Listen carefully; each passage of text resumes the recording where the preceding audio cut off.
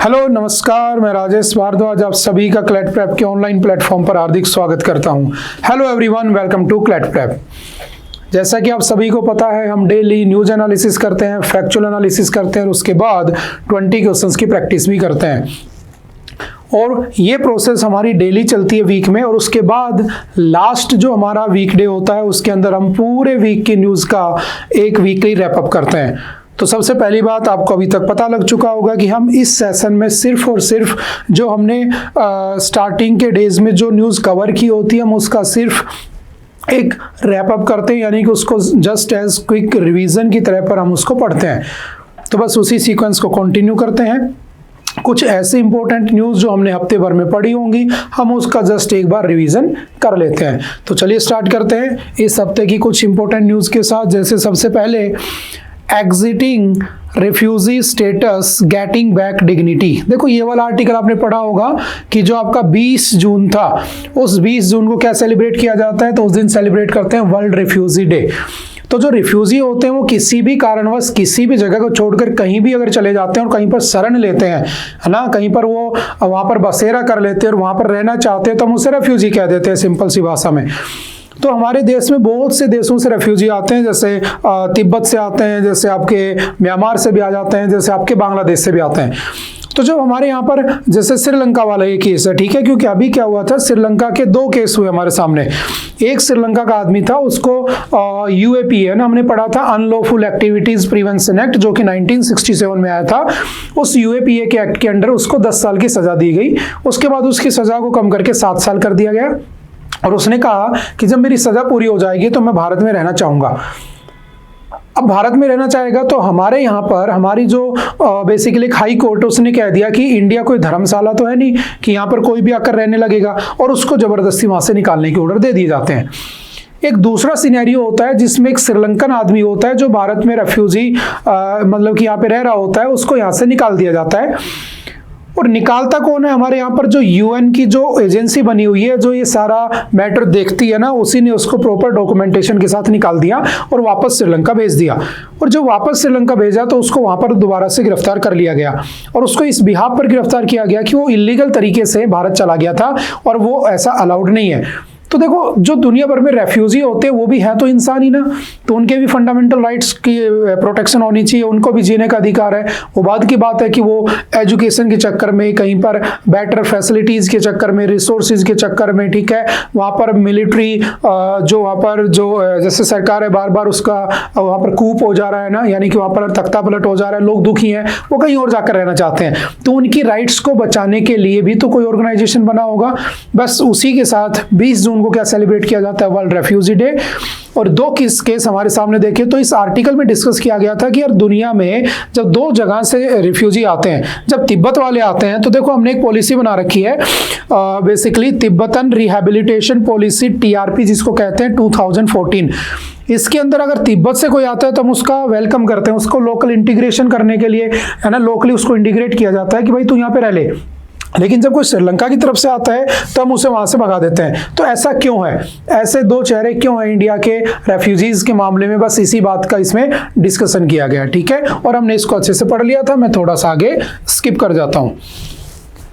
What is the significance of the Shipki La पास? देखो, जो आपका सिपकिला पास है, बेसिकली जो पासेज होते हैं वो क्या होते हैं, तो समझना कि पासेज बेसिकली होते हैं आपके वो इलाके, वो रास्ते जो आपके 2 प्लेन एरियाज को कनेक्ट करते हैं, किसमें? हिमालयन रीजन में या फिर आपके वेस्टर्न घाट वाले रीजन में, ठीक है। जैसे वेस्टर्न घाट में आपने पढ़ा होगा मोर घाट, पाल घाट, बोर घाट बने हुए हैं।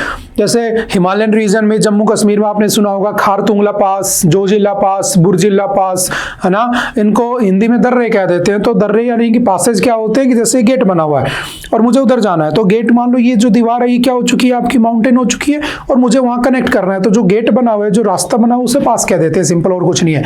ये हमारे लिए बहुत इंपॉर्टेंट होता है। यहाँ से बहुत सारी रिवर्स निकल के आती है हिमालय से, ठीक है, हमारे सरफेस एरिया में, यहाँ से हम चाइना के साथ ट्रेड करते हैं, सिक्किम के थ्रू हम आपके तिब्बत वगैरह इन देशों के साथ ट्रेड भी करते हैं। तो जो आपका सिपकिला पास है वो कहाँ पर है, हिमाचल प्रदेश में बना हुआ है, और ये एक मोटरेबल माउंटेन पास है in the Kinnaur district to domestic tourist. ठीक है, यहाँ पर टूरिस्ट जाते हैं, घूम फिर के आते हैं, तो ये हमारे लिए बहुत इंपॉर्टेंट है। इसको कैसे बचाया जाए उसी के ऊपर जस्ट ये पैसेज था, आई होप आपने ये पढ़ भी लिया होगा। ठीक है, जैसे बना हुआ कहाँ पे है तो सिंपल सा समझना, इसकी लोकेशन है किन्नौर डिस्ट्रिक्ट में। ठीक है, यहाँ पे डोमेस्टिक टूरिज्म को बढ़ाने के लिए इसको आधार कार्ड आप वहाँ पे दिखाइए, आप वहाँ पर घूम फिर के आ सकते हैं। ठीक है, यहाँ पर इंडिया तिब्बत ट्रेड रूट बना हुआ है जो 15वीं सेंचुरी में चलता था। ठीक है, यहीं पर क्या होता है 1962 का जो सिनो इंडिया वार हुआ था, जो उस लड़ाई में इंडिया चाइना की वार हुई थी ना, हिंदी चीनी भाई भाई की जो नारे दिए गए थे पंचशील एग्रीमेंट वाले, उसके बाद यहाँ से ट्रेड हमारा डिस्प्यूट हो गया था। और उसके बाद डोकलाम स्टैंड ऑफ, ये सब पहले हमने पढ़े हुए 2017 में।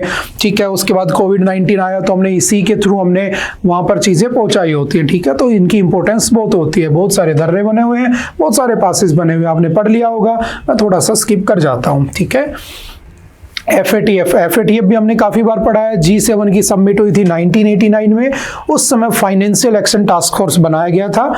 फाइनेंशियल एक्शन टास्क फोर्स का काम होता है कि अगर किसी को पैसा दिया जाता है तो उस पैसे का वो भरपूर तरीके से अच्छे से यूज करे, ना कि मिसयूज करे। तो 2001 तक जो अमेरिका जैसे देश थे उनको लगता ही नहीं था कि टेररिज्म नाम की कोई चीज भी होती है। हालांकि वो बेवकूफ बनाते दुनिया को, टेररिज्म को पनपाने वाला बनाने वाला ही अमेरिका है बेसिकली। ठीक है, लेकिन वो बाद की बात है, जब 2001 में आपका जो वर्ल्ड ट्रेड सेंटर होता है अमेरिका में, उसमें जब लादेन एरोप्लेन उसमें अटैक कर देता है, और उसके बाद जब वहां पर नुकसान होता है, बिल्डिंगें गिर जाती हैं, उसके बाद अमेरिका कहता है कि टेररिज्म नाम की भी कोई चीज होती है, और वो देश जो टेररिज्म को प्रमोट करते हैं उनको दिए हुए IMF के द्वारा, वर्ल्ड बैंक के द्वारा दिए गए पैसे अगर वो टेररिज्म में यूज करते हैं तो उन दो देशों को बैन कर देना चाहिए, और FATF में टेररिज्म को ऐड कर दिया जाता है। और FATF के टेररिज्म में तो लिस्ट बनाई गई, एक ब्लैक लिस्ट जिसमें ईरान है, म्यांमार है और आपका बेसिकली नॉर्थ कोरिया है, और दूसरा ग्रे लिस्ट, उसमें 23 के आसपास कंट्रीज बनी हुई है। तो इंडिया चाहता था पाकिस्तान उसमें चला जाए, लेकिन ऐसा हुआ नहीं, इसीलिए हमने ऑपरेशन सिंदूर के बाद जगह जगह लोग घूमे, पहुंचे। ठीक है, हमारी डेलीगेट्स गए, लेकिन उसके बाद भी पाकिस्तान का जो फील्ड मार्शल है, जिसने पहले आर्मी चीफ था, उसने अपने आप को फील्ड मार्शल पे प्रमोट कर लिया, बाद की बातें हैं, उसको अमेरिका ने लंच पे बुला लिया। उसके साथ साथ तो हमें चाइना और अमेरिका के सपोर्ट से आपका जो पाकिस्तान है वो एंटी टेरर ग्रुप का क्या बन गया, हेड बन गया। तो हमारी जो हमारी फॉरेन पॉलिसीज होती हैं वो सारी क्या होती नजर आ रही है, फेल होती नजर आ रही है। ठीक है, तो उसी से एक टॉपिक निकाला गया था कि जो FATF है उसने भी कहा कि पहलगाम अटैक जो था वो अच्छा नहीं था, उसके बाद भी अमेरिका जैसे देशों ने उसे फंडिंग दे दी। ठीक है, तो वो सब डिस्कस किया हुआ है। चलते हैं next. Why strait of Hormuz is critical for India's oil and gas import. समझना, जो आपका स्ट्रेट ऑफ हार्मोज है बेसिकली, सबसे पहली बात स्ट्रेट्स क्या होते हैं तो समझना, दो लार्ज वाटर बॉडीज को कनेक्ट करने वाली एक छोटी वाटर बॉडी को हम क्या कह देते हैं, स्ट्रेट, या दो लार्ज जो सरफेस एरियाज होते हैं, लैंड होती है, उनको अलग करने वाला, ठीक है, वो क्या कहलाता है, स्ट्रेट कहलाता है। जैसे आपका स्ट्रेट ऑफ हार्मोज है, यहाँ पे बना हुआ, इधर पर्शियन गल्फ को और इधर आपके गल्फ ऑफ ओमान को जोड़ता है। तो जो पर्शियन गल्फ है और इधर गल्फ ऑफ ओमान है, इसको कनेक्ट करने वाला कौन है, तो स्ट्रेट ऑफ हार्मुज। और ये स्ट्रेट ऑफ हार्मुज बना कहां पर है, ईरान और यूएई के बीच में। तो ये दोनों लैंड मासेस को अलग भी कर रहा है। ठीक है, तो इसकी दो तरीके से डेफिनेशन हो सकती है, हमने पढ़ लिया था पहले वैसे इसकी डेफिनेशन। अब ये इसको कनेक्ट कर रहा है, जब कनेक्ट कर रहा है तो यहां पर ये पूरा का पूरा लगभग 70 किलोमीटर का रास्ता है, जो कि किसके पास, ईरान के पास। और अभी ईरान और इजराइल के बीच में लड़ाई चल रही है। तो दुनिया भर के जो देश हैं वो ईरान के अगेंस्ट में इसलिए भी डायरेक्टली नहीं जा सकते हैं क्योंकि उनका भी बेनिफिट है उसमें। क्योंकि अगर यहां से सारे ईरान के खिलाफ हो गए तो ईरान इसे ब्लॉक मार देगा, ईरान इसे ब्लॉक मार देगा तो दुनिया का 10 से 15% का जो ऑयल और जो नेचुरल गैस वगैरह की सप्लाई होती है वो सारी यहीं से होती है, तो वो वाली बंद हो जाएगी। तो इस चक्कर में स्ट्रेट ऑफ हार्मुज जो है वो हमारे लिए बहुत ज्यादा इंपॉर्टेंट है। अगर ये ब्लॉक हो गया तो हमारी जो इकोनॉमी है वो डगमगा जाएगी, वो एकदम से क्या हो जाएगी, उसके अंदर एकदम से नुकसान हो जाएगा, बेसिकली हमारा भारी नुकसान हो सकता है। तो स्ट्रेट ऑफ हार्मुज हमारे लिए बहुत इंपॉर्टेंट है। मैंने आपको बताया था स्ट्रेट ऑफ मलक्का, वो चाइना के लिए इंपॉर्टेंट है। अगर किसी दिन किसी ने स्ट्रेट ऑफ मलक्का बंद कर दिया, चाइना का ट्रेड बंद हो जाएगा इधर ही इंडियन ओशन वाले रीजन में, उसकी कनेक्टिविटी खत्म हो जाएगी। इसीलिए तो साउथ चाइना सी को कैप्चर करना चाहता है, इसीलिए फिलीपींस से लड़ता रहता है, ब्रुनेई से लड़ता रहता है, इंडोनेशिया से लड़ता रहता है, और इसी डर के मारे उन लोगों ने उससे बचने के लिए आसियान बना के बैठे हैं। समझ में आ रही है? तो ये सारी की सारी चीजें आपस में इंटरकनेक्टेड है, मैंने आपको समझा भी दिया था, ठीक है। तो वही सब लिखा है, 20% ग्लोबल पेट्रोलियम यहां से जाता है, LNG यहां से जाता है, वही सब बातें हैं, ठीक है। चलते हैं next. What are the flue gas desulfurization units? ये भी हमने पढ़ा था, ये भी एक इंपॉर्टेंट टॉपिक था हमारा, जो आपका एनवायरमेंट उससे लिंक कर रहा था कि एक तरफ हम चाहते हैं कि कार्बन न्यूट्रल हो जाए, उसके लिए हम क्या कर रहे थे, कार्बन न्यूट्रल होने के लिए 2070 का टारगेट ईयर बना रखा था और 2050 का इंडिया ने टारगेट ईयर बना रखा था। लेकिन मैं ये भी चाहता हूं कि मैं एक तरफ से जो मेरी एनर्जी है उसका प्रोडक्शन मैं रीन्यूएबल एनर्जी रिसोर्सेज से करूं, ना कि फॉसिल फ्यूल से। तो रीन्यूएबल पे अगर मुझे जाना है तो मुझे क्या करना होगा, कार्बन एमिशन कम हो जाएगा उससे। लेकिन मेरे यहां पर डिपेंडेंसी कितनी है, 78% के आसपास मेरी जो एनर्जी है वो थर्मल पावर प्लांट से आती है, और जब थर्मल पावर प्लांट से मेरी 78% एनर्जी आती है तो उसके लिए मुझे तो मैं तो जा ही नहीं सकता उसके ऊपर कार्बन को न्यूट्रल करने की तरफ, तो मुझे तो जाना है। तो कहा गया कि जब आप थर्मल पावर प्लांट लगाते हो ना, कोयले से जो प्रोडक्शन होता है इलेक्ट्रिसिटी का, तो उसके अंदर होता क्या है, चिमनियां जो होती है ना, उन चिमनियों के ऊपर क्या लगा होता है, एक फिल्टर लगा होता है जिसे कहा जाता है फ्लू गैस डीसल्फराइजेशन यूनिट। और ये जो फ्लू गैस डीसल्फराइजेशन यूनिट होती है, इससे क्या होता है, जो सल्फर डाइऑक्साइड होता है उसको फिल्टर कर लिया जाता है, क्योंकि सल्फर डाइऑक्साइड आपका मीथेन से भी कहीं ज्यादा नुकसान करता है ह्यूमन बॉडी को, और उसके हमारे शरीर पे बहुत ज्यादा एडवर्स इफेक्ट होते हैं। तो अगर हम उस डीसल्फराइजेशन यूनिट को अगर नहीं लगाएंगे तो बड़ा नुकसान होगा, अगर लगा देंगे तो पैसे का नुकसान होगा। तो अभी कहा गया कि जितने नए थर्मल पावर प्लांट लगाए जाने हैं, क्योंकि मुझे विकसित भारत होना है, और विकसित भारत होने के लिए मेरे को एनर्जी चाहिए, और एनर्जी की डिमांड बढ़ चुकी है, और जब एनर्जी की डिमांड बढ़ चुकी है तो मुझे पूरा करना होगा तो मुझे क्या करना होगा, थर्मल पावर प्लांट लगाने होंगे। अगर वो लगाने होंगे तो मुझे डीसल्फराइजेशन यूनिट लगानी होंगी, और उसके लिए लगभग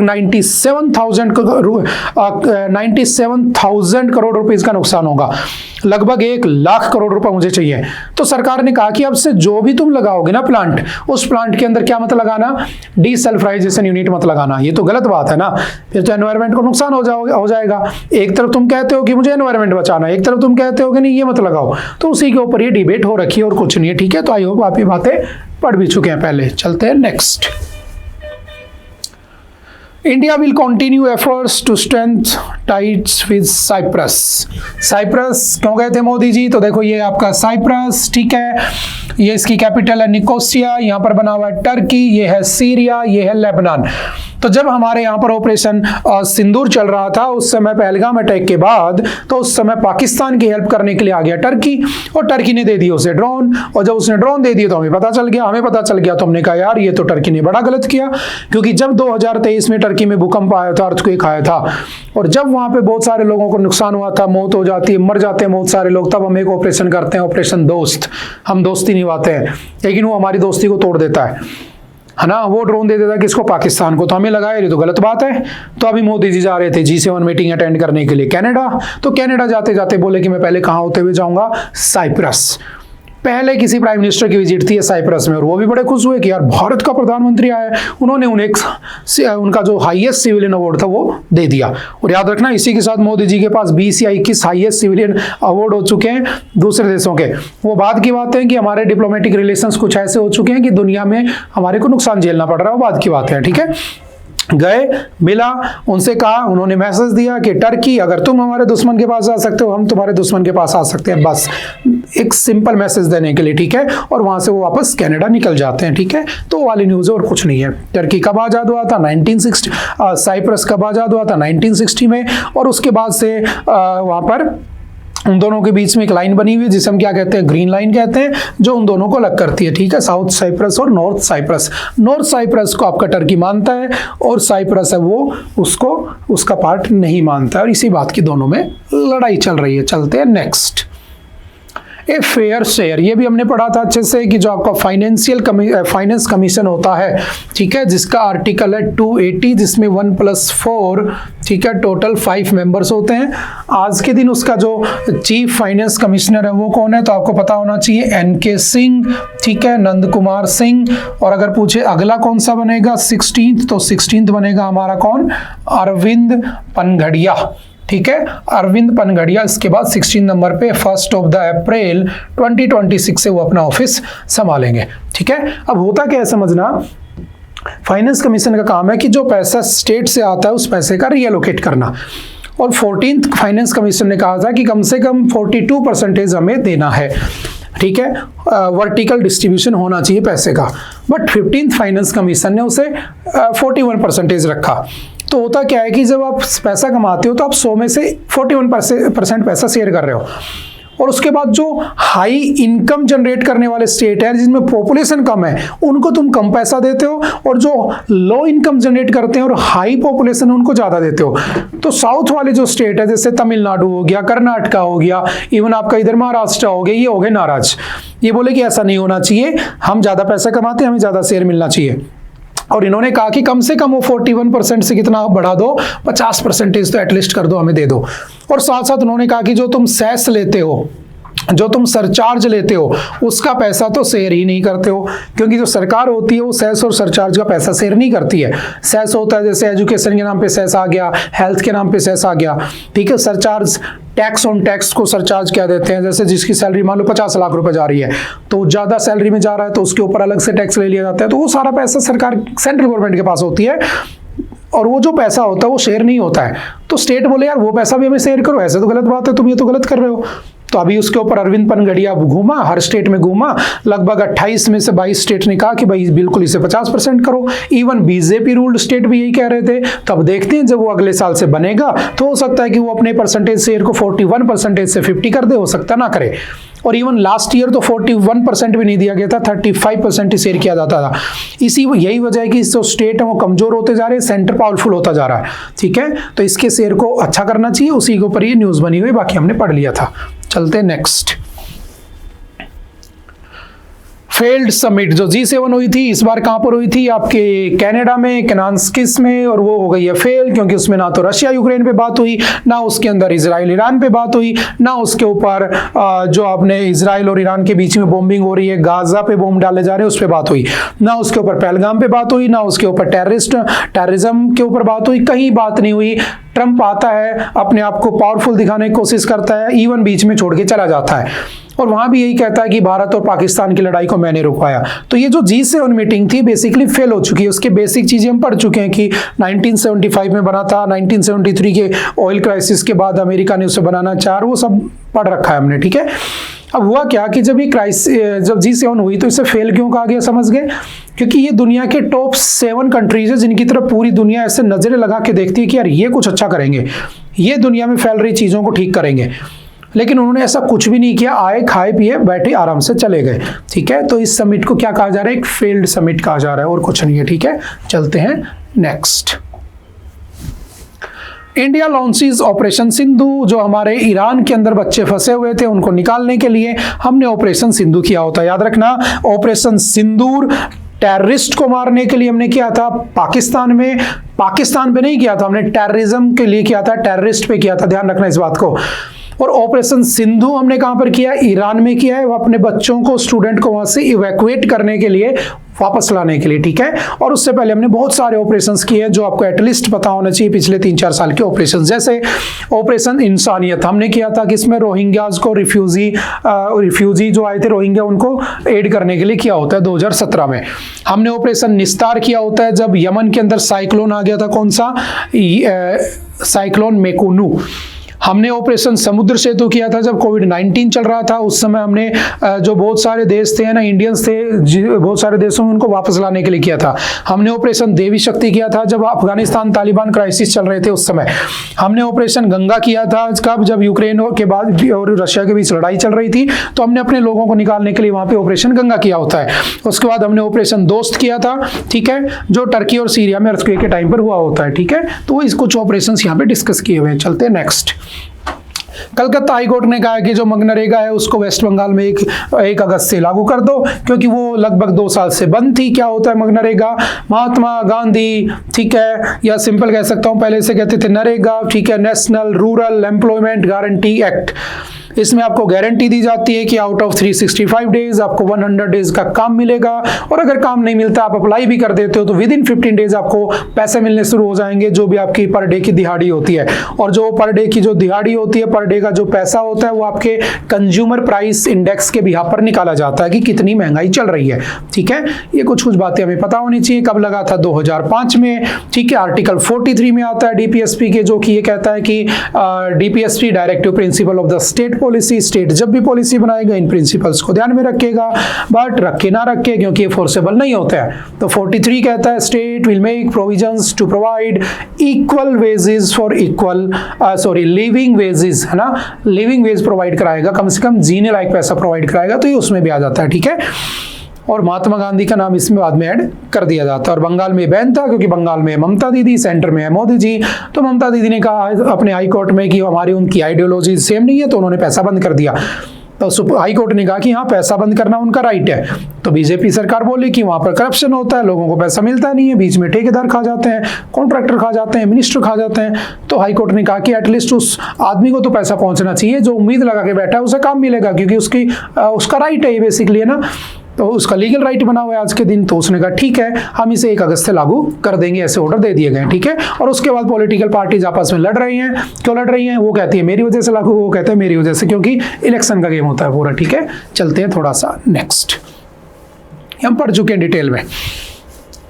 bone climate change conference begins. जो आपकी बोन है, बोन क्या है? तो आपका जो UNFCCC था, United Nations framework convention on climate change, 1992 में बना था। ये काम करना कब शुरू करता है? ये 1994 में। इसका हेडक्वार्टर कहाँ पे है? तो सिंपल याद रखना बोन। और बोन कहाँ पर है? जर्मनी के अंदर। ठीक है, अब यहाँ पर क्या हुआ है, इसकी जो क्लाइमेट चेंज कॉन्फ्रेंस है वो स्टार्ट हो चुकी है। UNFCCC आप अच्छे से जानते हो, पेरिस एग्रीमेंट हमने अच्छे से पढ़ा हुआ है, क्योंकि उससे विड्रॉ कर लिया था किसने? अभी USA ने। और ये पूरी दुनिया में किसके लिए काम करता है? अर्थ को कैसे बनाया जाए। और इसी के लिए 22 अप्रैल 1992 को क्या हुई थी? अर्थ समिट हुई थी, और उसी के बाद ये एग्जिस्टेंस में आता है। और इसीलिए 22 अप्रैल को हम क्या बनाते हैं? वर्ल्ड अर्थ डे भी बनाते हैं। ये सारी चीजें हम पढ़ चुके हैं। अमेरिका इससे विड्रॉ कर लिया क्योंकि $100 बिलियन की फंडिंग होती थी। अमेरिका पैसे देता था, अमेरिका का फायदा नहीं होता था, है ना, नुकसान ही हो रहा था क्योंकि टेम्परेचर कम नहीं हो पा रहा था। तो उसने उससे पीछे खींच लिया। ठीक है, और कुछ नहीं है। Next, in A first Trump says leaders of India Pakistan ended the conflict. पहली बार ऐसा हुआ है कि आपके ट्रम्प साहब ने ये कहा है कि इंडिया और पाकिस्तान ने क्या किया है? आपस में लड़ाई खत्म की है। वरना तो ये जो क्रेडिट जीवी आदमी है, ये हर बार क्रेडिट लेने के लिए पहुंच जाते हैं और कहते हैं कि सब मैंने किया था। कम से कम 50 बार ये बोल चुके हैं कि लड़ाई मैंने रुकवाई थी, लेकिन आखिरकार वो दिन आ गया कि इन्होंने इस बात को एक्सेप्ट कर लिया कि नहीं, लड़ाई उन्होंने रोकी थी। वो बात की बात है कि उसने पाकिस्तान के जो फील्ड मार्शल है उनको लंच पर बुलाया। ठीक है, जो कि हमारे लिए अच्छा नहीं है ना, क्योंकि वो टेररिज्म को सपोर्ट ही कर रहे हैं एक तरीके से, ना कि उसका अपोज कर रहे हैं। ठीक है, वो बात की बात है। चलते हैं next. Rajnath Singh to participate in the SCO। SCO क्या होता है? Shanghai cooperation organisation. बना कब था? 2001 में। पहले इसको संघाई SCO 5 कहते थे। उसके बाद इसके अंदर आ गया आपका कौन? कजाकिस्तान, फिर ये बन गया SCO। ठीक है, इंडिया और चाइना, पाकिस्तान इसके अंदर ऐड होते हैं 2017 में। ठीक है, और ये एक ऐसा ग्रुप है जो किसको काउंटर करने के लिए बना है? वेस्टर्न इन्फ्लुएंस को, कि वेस्ट वाले इधर ना आए, उनको काउंटर करने के लिए बना हुआ है। इसलिए SCO में ऐड कौन हो गया था? ईरान। ठीक है, और अभी ईरान SCO का मेंबर है, इंडिया भी SCO का मेंबर है, चाइना भी SCO का मेंबर है, रशिया भी SCO का मेंबर है। और ये सारे के सारे कहीं ना कहीं प्रो क्या है, या क्या है, USSR या रशिया के सपोर्टर है। ठीक है, और यानी कि अमेरिका के अपोज में है। और अमेरिका और इनके बीच में कभी से लड़ाई चली आ रही है, हमने काफी बार डिस्कस किया हुआ है। ठीक है, आपका US इसलिए नाराज रहता है क्योंकि RIC बनता जा रहा है, रशिया, इंडिया, चाइना, और इनको कमजोर करने के वो रास्ते ढूंढता रहता है। तो जब भी इंडिया कभी इन मीटिंग्स में जाता है, SCO हो गया, ब्रिक्स हो गया, इनमें जाता है, तो जो आपके ट्रम्प साहब है वो नाराज हो जाते हैं और उनको थोड़ा सा बुरा लग जाता है। ठीक है, ये हम काफी बार पढ़ चुके हैं। ब्रिक्स हमने डिस्कस कर लिया था। SCO की मीटिंग कहां पर हो रही है? चाइना में हो रही है। ठीक है, इसकी ऑफिशियल लैंग्वेज है रशियन और चाइनीज़, ठीक है। आज के दिन इसमें 10 मेंबर हैं। 2023 में इसमें ईरान जुड़ा था और उसके बाद 2024 के अंदर इसमें कौन जुड़ जाता है, बेलारूस जुड़ जाता है। और टेररिज्म से लड़ने के लिए उन्होंने रीजनल एंटी टेररिस्ट स्ट्रक्चर बना रखा है, ठीक है। उसके साथ एक आसियान है। आसियान हमने इसलिए आसियान की मीटिंग में जाते हैं, हालांकि हम उसके पार्ट नहीं है, ताकि हम वेस्टर्न जो आपका सपोर्ट है वो ना मिले तो हम कम से कम सस्टेन कर पाएँ। इसलिए पीवी नरसिम्हा राव लेकर आए थे लुक ईस्ट पॉलिसी और मोदी जी लेकर आ गए एक्ट ईस्ट पॉलिसी, ठीक है। वो इसी पर्पज से लाई गई थी, ठीक है। इसमें 10 मेंबर है। 1967 में बना था, बैंकॉक डिक्लेरेशन के बाद बना था। इसका हेडक्वार्टर है जकार्ता, इंडोनेशिया, ठीक है। Next, Russia wants US against military intervention in Iran Israel conflict. देखो, जब आपका इजराइल ईरान चल रहा था तो उस समय जो आपका आपका यूएसए बेसिकली किसकी तरफ है, इजराइल की तरफ, है ना। आपको पता ही उसी के सपोर्ट से तो बना हुआ है, 1948 में बना था, ठीक है। तो अभी रशिया ने कह दिया कि वो किसके सपोर्ट में आ जाएगा, ईरान के सपोर्ट में आ जाएगा, ठीक है। और कुछ नहीं, ये न्यूज़ हमने अच्छे से डिस्कस भी कर ली होती है, क्योंकि यूएसए यूएसएसआर कभी के एक दूसरे के दुश्मन है। और जब यूएसएसआर बहुत ज़्यादा पावरफुल हुआ करता था, उसके बाद उसका डिसइंटीग्रेशन हो गया तो रशिया बेचारा अकेला पड़ गया। तो रशिया चाहता है दोबारा से यूएसएसआर बना लूं, यूएसए चाहता है कि वो यूएसएसआर ना बना पाए, इसलिए उसने नेटो बना रखा है। और नेटो कब बना था आपका, 1949 में बना होता है, ठीक है। नेटो कब बना होता है आपका, 1949 में बना होता है। नेटो इसीलिए बनाया था उसने ताकि वो उसको क्या ना कर सके, यूएसएसआर को एक्सपेंड होने से रोक सके, ठीक है। उसमें आज के दिन 32 मेंबर्स हैं। लास्ट जो उसमें जुड़ा होता है वो कौन है आपका, स्वीडन, जो 2024 में एड ऑन हुआ होता है। इसका हेडक्वार्टर आपका कहाँ पे है, बेल्जियम में बना हुआ है, ठीक है। सिंपल सा याद रखना। NATO stand for the north Atlantic treaty organisations, ठीक है। इसमें 30 नहीं 32 लोग हो चुके हैं आज के दिन, ठीक है। ब्रुसेल्स में, सॉरी बेल्जियम नहीं, ब्रुसेल्स में इसका, हाँ ब्रुसेल्स बेल्जियम उसका हेडक्वार्टर बना हुआ है, ठीक है। सिंपल सा याद रखना। और उसके बगल में देखो, पुतिन जब कह रहा है तो शी जिनपिंग भी यही कह रहा है कि अगर लड़ाई होती है तो हम आ जाएंगे। तो बेसिकली कुछ नहीं हो रहा है। हमने पढ़ा था कि बेसिकली दुनिया में दोबारा से पोलराइजेशन हो रहा है, दो ग्रुप बनते चले जा रहे हैं। एक तरफ प्रो यूएसएसआर ग्रुप है, एक तरफ प्रो यूएसए ग्रुप है ना। यूएसएसआर में जैसे ईरान हो गया, रशिया हो गया, चाइना हो गया, ठीक है, बेलारूस हो गया, क्योंकि बेलारूस भी किसको ज्वाइन कर चुका है, आपके एससीओ ज्वाइन कर चुका है। दूसरी तरफ आपका जैसे यूएसए हो गया, ठीक है, आपका जो बचे हुए जो है जापान हो गया, ठीक है, ये सारे ऑस्ट्रेलिया हो गया, इजराइल हो गया, वो दूसरी तरफ एक तरफ झुकते नजर आ रहे हैं, ठीक है। तो देखते हैं क्या होता है। ये टॉपिक अभी कंटिन्यू चलता रहेगा लंबे समय तक। चलते हैं next. The unregulated drink rethinking alcohol control in India. ये भी हमने पढ़ा था। भारत में जो ड्रिंकिंग की जो प्रॉब्लम है वो बढ़ती चली जा रही है। हमारा कॉन्स्टिट्यूशन का कौन सा आर्टिकल है जो इसको बैन करने की बात करता है, तो आर्टिकल 47 अगेन किसका पार्ट है, डीपीएसपी का पार्ट है, directive principle of the state policy. यानी कि जब भी कोई पॉलिसी बनाओगे तो इन प्रिंसिपल्स को ध्यान में रखोगे, रखो तो रखो, ना रखो तो ना रखो, कोई फर्क नहीं पड़ता है, ठीक है। तो होता क्या है बेसिकली, ये किसका सपना था, गांधी जी का सपना था, इसलिए हम इसे क्या कहते हैं, गांधीयन प्रिंसिपल में भी काउंट कर लेते हैं, ठीक है। अब भारत की अगर सिनेरियो देखोगे तो एक रिपोर्ट कहती है कि भारत में 23% मैन ड्रिंक करते हैं और 1% वुमेन भी ड्रिंक करती हैं। और ड्रिंक करने से प्रॉब्लम क्या होती है, लगभग इंडिया में हर साल 6.24 ट्रिलियन पैसा जो है रुपया वो खर्च हो जाता है, ठीक है। उसके साथ साथ जो प्री मैच्योर डेथ होती हैं वो बढ़ती चली जा रही हैं, ठीक है। डिसेबिलिटीज हो जा रही है, बीमारियां हो जा रही है, वो बढ़ती चली जा रही है। तो सिंपल याद रखना कौन से आर्टिकल में इसके बारे में कहा गया है, 47, ठीक है। चलते हैं नेक्स्ट। और कुछ स्टेट ने इसको बैन भी किया हुआ है, जैसे आपका गुजरात और बिहार, वहाँ पे अल्कोहल कंप्लीटली बैन है, ठीक है। चलते हैं नेक्स्ट। आई थिंक आज के लिए इतना ही था। आई होप कि आपको बातें समझ में आई होंगी। मिलते हैं दोबारा से फिर कभी दूसरे लेक्चर में। Okay, bye bye, thank you, have a nice day.